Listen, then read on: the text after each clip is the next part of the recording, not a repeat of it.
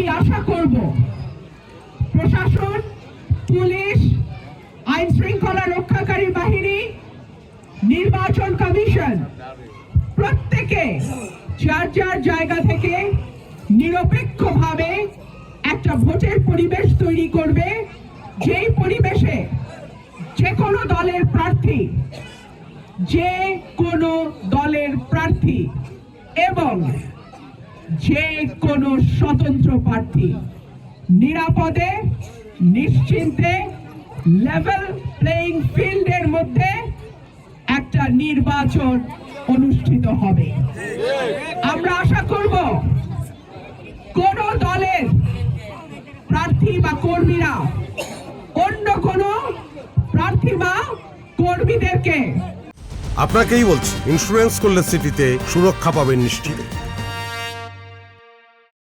কোন রকম কোন ভয় ভীতি দেখাবে না।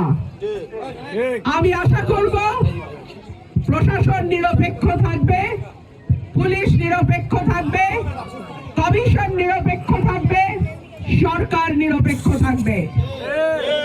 আর যদি নিরপেক্ষতার কোনো ঘাটতি আমরা দেখি, 5ই আগস্টের কথা সবাই স্মরণে রাখবেন।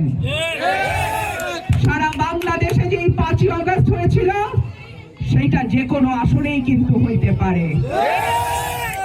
প্রশাসনকে অনুরোধ করব নিজের আইনের ভেতরেই আপনারা কাজ করবেন।